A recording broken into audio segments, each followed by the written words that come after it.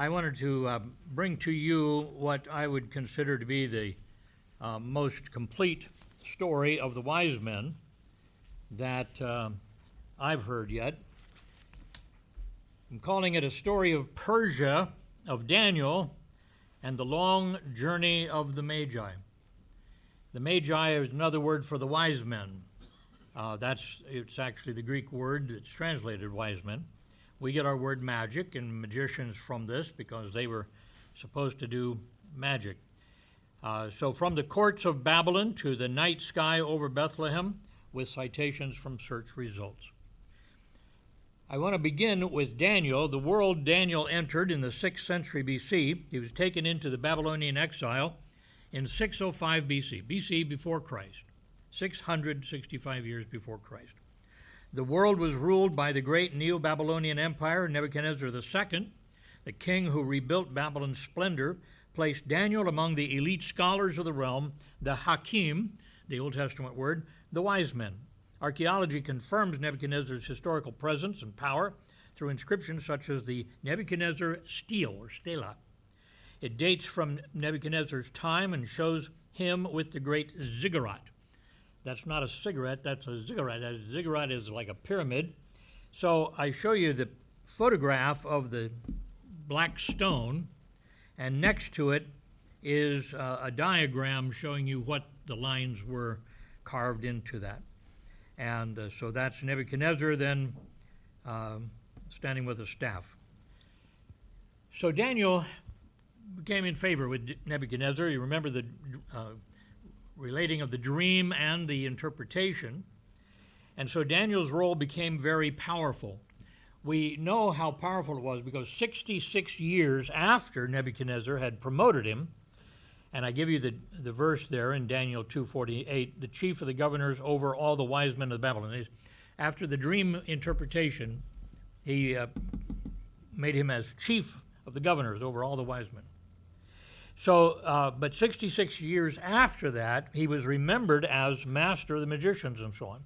In Daniel 5:11, the queen mother says to Belshazzar, "There is a man in thy kingdom in whom is the spirit of the holy gods.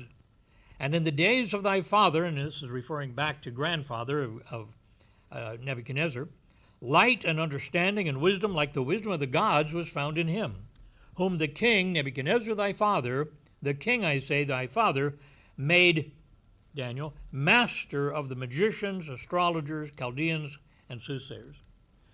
Now, that wasn't a light thing. The wise men were the people who carried all the sacred wisdom, you see, of the nation, and a bunch of foolishness. They had dream handbooks. They had collected information. Somebody got run over by a chariot or something. It came running over. "What did you dream last night?" "A dog talked to me." Okay, if a dog talks to you, you get run over by a chariot. They would write these things down. So we have the record of these, several of these dream books. And so they were quite involved. Also, they were involved in finding out when would be the best time to do this. When would be the best time, the most auspicious time to do that. And so they were involved in all the things of this. And he was, in fact, the one that was on top of them all. The title of chief is historically significant. It effectively made Daniel chief of the Magi, a rule recognized by later Jewish and Christian interpreters. The second thing I want to bring out is the rise of Persia and the reformation of the Magi. So the Magi were there. They were part of Babylon, but when Persia took over, they kept them, but they changed them. They changed the point of it all. In fact, in Persia, the religion of Zoroaster, called Zoroastrianism, hard to say, but that was a religion, and so all of their wisdom knowledge was cast under the idea of following Ahura Mazda and the religion of Zoroaster. So in 539 BC, Cyrus the Great conquered Babylon, founded the Achaemenid Persian Empire, the largest empire the world had yet seen. Cyrus and his successors, Cambyses, Darius I, Xerxes, Artaxerxes, ruled a multicultural empire stretching from the Indus Valley, that's modern-day Pakistan, northwest India, parts of northwest Afghanistan, to the Mediterranean. So it was the entire civilized world. The Magi, originally a Median priestly tribe, were absorbed into the Persian imperial structure. They became royal advisors, dream interpreters, astronomer priests, and guardians of the sacred knowledge. Now, for a while, Daniel was still leading them. Their religious background was Zoroastrian, a faith deeply concerned with cosmic order, light versus darkness, celestial signs, all themes that God would later use to connect them with the Star of Bethlehem. The third thing we see is Daniel's influence on the Magi tradition. Daniel's position in the Persian court meant that Jewish prophecy entered the intellectual bloodstream of the Magi. It would have had to have been that way. What he wrote, what he read, would have been the scrolls of the wise men, you see. Scholars note that Daniel's teachings, especially the prophecy of a coming king, likely became part of the Magi's inherited knowledge, passed on down long after Daniel, as they were keeping these scrolls for hundreds of years. Number 4, archaeological and historical clues about the Magi. Some of the things that we've found, archaeology shows that the Magi, as a real historical class, they were hereditary priests. In other words, you didn't get voted in. It was part of the family. You were hereditary of the Medes and the Persians. They served in royal courts, including those of Cyrus, Darius, and even far removed and 540 years later under Nero. So here was a constant stream of this tradition of the Magi. They were experts in astronomy and astrology, which they did not see any difference. They were inseparable sciences in the ancient world. And they maintained sacred fires and interpreted celestial phenomena as divine messages. What do the stars say? Number 5, Persia after Daniel. We see the kings and the empires. In the Bible, we leave Babylon and we go back to Israel and we start that emphasis. I wanted to stay at Persia here for a while. So we see, of course, it was Cyrus the Great that conquered Babylon. After him was Cambyses, then Darius I, and Xerxes I, Artaxerxes, first, second, and third, and then Darius III. He was defeated by Alexander the Great. That began the Hellenistic, the Greek period. Alexander's conquest shattered Persian rule. After Alexander's death, his empire was divided among his generals. And Persia fell under one of the generals of the Seleucid Empire, a Greek-speaking dynasty. Now, during this time, the Magi were still active. They preserved their identity as a priestly caste, even under foreign rule. Then came the Parthian Empire. Parthian. By the 2nd century BC, we've come clear through to only 2 centuries before Christ. The Parthians, they were a fierce horse archers. That has to be kind of tricky, right? Riding, shooting. From northeastern Iran, overthrew the Seleucids and restored Persian power to people of that area. The Magi of Matthew 2 almost certainly came from the city of, and your guess is as good as mine, Ctesiphon, the dominant capital city of Parthia. So this is where they were stationed. This is where they did their studies. This is where they saw the star. It sat on the Tigris River directly across from Seleucia, forming a massive twin city complex that became one of the largest urban centers in the ancient world. So it was Parthian Magi that made such a powerful impact on Jerusalem. Now, it's not just that they were Magi, but they came from this capital city, from Parthia. because Parthia was Rome's rival. At this time, Parthian nobles often traveled in large, impressive delegations, and the Magi were known to be influential in Parthian politics, involved even in the choosing of kings. So, Matthew 2:3, when Herod the king heard these things, he was troubled, and all Jerusalem with him. They're here to choose a king. They're here to find a king. So when the Magi arrived in Jerusalem asking, "Where is he who has been born King of the Jews?" it would have been politically explosive. A Parthian delegation seeking a rival king in Roman territory. Big deal. The world situation around 5 BC, as far as we can tell, long after Christ, they started going back and working out the dates. And so Ethiopian dates are different from the rest of the world, but 2025, we figure go back that Christ was probably not born at 0, but born at 5 BC. So the world around that time, at the time of Jesus' birth, Rome controlled Judah under Herod the Great. Parthia controlled Persia and Mesopotamia. The two empires were uneasy rivals with a history of border wars. A Parthian diplomatic mission entering Jerusalem would have caused immediate alarm.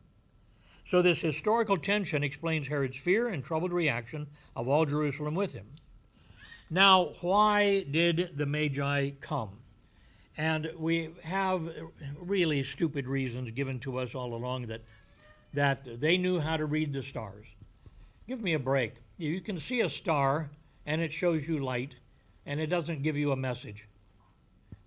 There's no Morse code. There's nothing there. Nothing about it gives a message. And especially this star, which was not a normal star. It was a supernatural thing.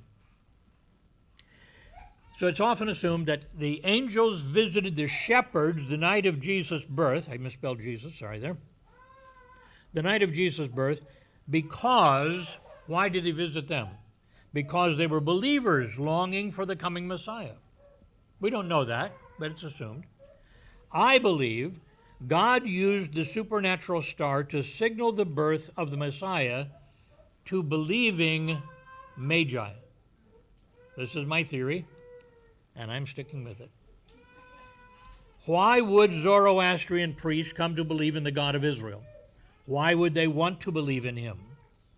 Well, the Magi were keepers of mystic writings. Daniel, the chief of Magi, had many scrolls that he read and some that he wrote. We have them in the book of Daniel. These would have been important to treasure considering his recorded powers. If you think about a Magi looking at what he had, what he could do, what he studied, compared to Daniel. While the standard Magi had books to help them interpret dreams, Daniel was able to know what Nebuchadnezzar dreamed and its interpretation. A big difference. While Zoroastrian priests were familiar with fire because they burned sacrifices, were in charge of keeping ritual fires, Daniel's God saved 3 friends from being burned alive in an extremely hot fire. While the Magi were called kingmakers because they were consulted about succession of kings and advantageous times of crowning, Daniel's papers accurately predicted which kingdoms would fall and which would rise in power. And they were right. While they worked to achieve balance in the Zoroastrian god Ahura Mazda's universe, Nebuchadnezzar proclaimed of Daniel's God, "I blessed the Most High, and I praised and honored him that liveth forever, whose dominion," his kingdom, "is an everlasting dominion. His kingdom is from generation to generation." And notice the power here, the utmost power, not divided by light and darkness here, like Ahura Mazda. "And all the inhabitants of the earth are reputed as nothing, and he, the God, doeth according to his will in the army of heaven and among the inhabitants of the earth. And none can stay his hand, or say unto him, What doest thou?" No, nobody chastises God. And then while the Magi maintained Zoroastrian sacred texts, Daniel's God miraculously saved him from horrible destruction in the lion's den. I mean, just no comparison to what they had to what he had. And then the Magi's predictions were commonly understood to be a general and a vague foreshadowing that were usually inaccurate. Daniel wrote a prediction given him by a holy angel that set the chronology for the coming Jewish Messiah very precisely. Daniel 9, the angel says, 70 weeks are determined upon thy people. Who's Daniel's people? The Jews. And upon thy holy city. That was Jerusalem, you see. To finish the transgression, to make an end of sins, to make reconciliation for iniquity, to bring in everlasting righteousness, and to seal up the vision and prophecy, to anoint the most holy. Know therefore, the angel says to Daniel, and understand that from the going forth of the commandment to restore and build Jerusalem, from that start unto Messiah the Prince, shall be 7, and these are literally 7 sevens, 7 periods of 7 years, and 62 weeks, so 69 periods of 7 years. The street shall be built again, the wall even in troublous times. Some of them found this, shared it with others, and I believe a group of priests formed around the idea that the source of Daniel's magical powers was the true God of the Jews and of creation itself. They began to catch a glimpse of the real God. Their studies revealed that if Daniel's prophecy is real, and the 77s of Daniel 9 began with the command to restore and rebuild Jerusalem, then the time was nearly due for the promised Messiah to be born. The time is nearly here. And then they saw the supernatural star. Men have always tried to say, well, there's some sort of conglomeration of planets or some sort of strange comet that came by. No. These men knew stars. They mapped stars and their paths. Classical authors like Herodotus, Strabo, Pliny all describe the Magi as sophisticated astronomers who studied celestial movements with remarkable precision. They knew stars, and they knew this wasn't a star. I mean, that you have to call it a star. It's a big, bright thing shining in the sky at night. But this was not a regular star. This was his star. This was the signal, you see. This God of Daniel's people in Daniel's city was real, and his Messiah the Prince, prophesied, demanded their worship. This is true. We've been following this. The Magi have been following this for hundreds of years. Matthew 2:2. What did they say when they got there? Where is he that is born King of the Jews? For we have seen his star in the east and are come to worship him, not to investigate. We're convinced. We're ready to worship. Matthew 2:11, when they were coming to the house, they saw the young child with Mary, the mother, and this is the house, not the stable. And he's not a baby, he's the young child, a different concept. He's with Mary, the mother, they fell down and worshipped him. When they had opened their treasures, they presented or offered. The word is offering here. They gave an offering unto him, gifts, gold and frankincense and myrrh. So, they saw the star back home. So they formed plans to make the great pilgrimage to see the child, the fulfillment of a prophecy that they as a priesthood had followed for 483 years. Counting the days and the years. Now their group was a large one. It wasn't 3 men wandering through the wilderness. Consider the potential danger in carrying such an expensive gift on a trip of nearly 1,000 miles through caravan-crowded paths. A sizable gift of £1 of gold would cost $53,000 today. Most scholars estimate that frankincense in the first century cost as much as gold by weight, and ancient sources suggest myrrh was as valuable as or more valuable than frankincense. So we're talking about very expensive stuff. So perhaps they had 100,000 to 200,000 for each of these 3 gifts. The total would be $300,000 to $600,000 in today's money. So would you just put it in your backpack and walk along the campsite? These people were not going to let these caravans come and take their money. Now the Magi, they were not soldiers. They did not study martial arts like the Shaolin temple monks. They didn't have their own karate. So they would have a contingent of soldiers assigned to them. They would need then servants to erect and strike their tents each day. This whole group needed wagons of grain and herds of livestock to feed them for 4 months during their travel. Then they needed herders, butchers, bakers, and cooks to handle the food preparation. They would have had perhaps several hundred people traveling. A large caravan of this complexity, traveling with a mobile village of servants, soldiers, livestock, would likely have taken 80 to 100 days, roughly 3 to 4 months, to travel 1,000 miles, maybe longer. A large retinue is limited by its slowest elements and significant logistical daily tasks. What would be the factors? Daily setup and strike, erecting and dismantling large tents for the Magi and their retinue, plus setting up mobile kitchens for butchers and cooks, can consume 4 to 6 hours of daylight each day. Livestock constraints.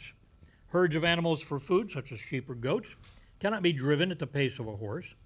They generally move at a graze walk, limiting the caravan to roughly 10 to 12 miles per day. Then foraging and water. A large group with animals must stop frequently at specific oases or fertile areas to allow the herds to feed and drink, often requiring long rest periods or less direct routes.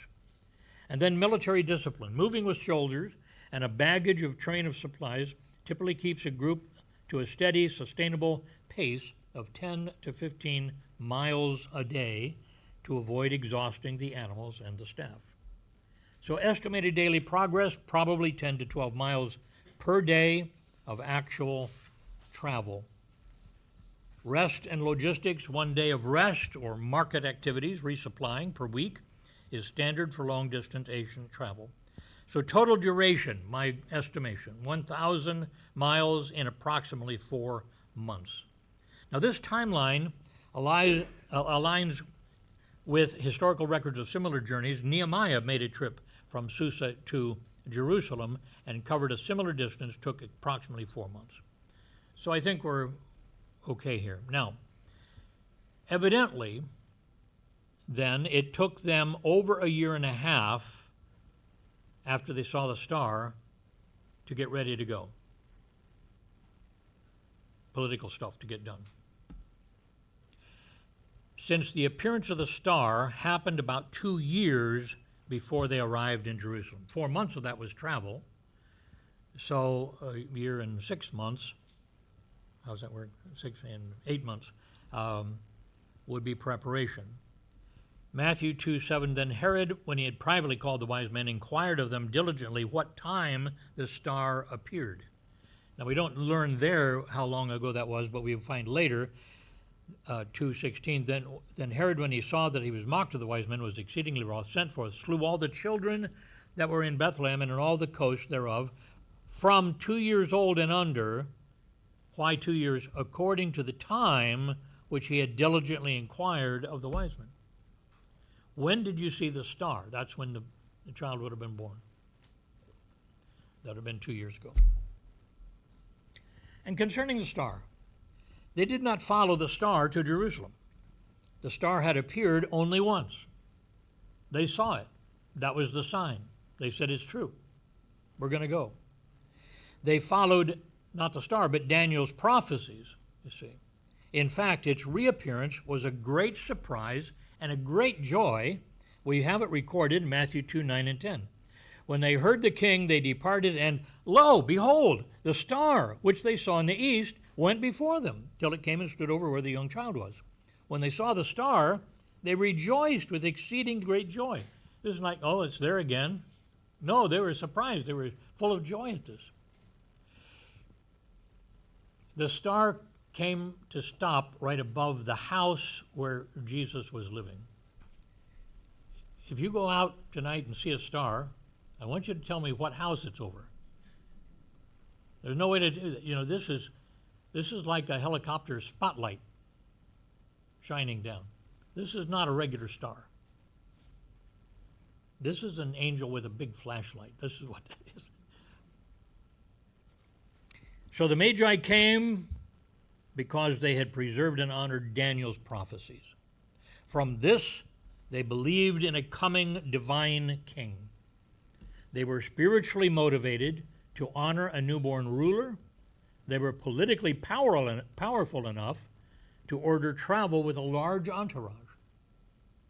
Their journey was not random. It was the culmination of 600 years of Persian history, Daniel's influence, and the Magi's own priestly tradition. And I wrote it up for you so that you don't have to remember all those strange names and places and stuff. So my effort of being as accurately ordered as we can with today's understanding of archaeology. All right, this is not one that we have an invitation on, so if you see a special star, you want to go to Bethlehem or something.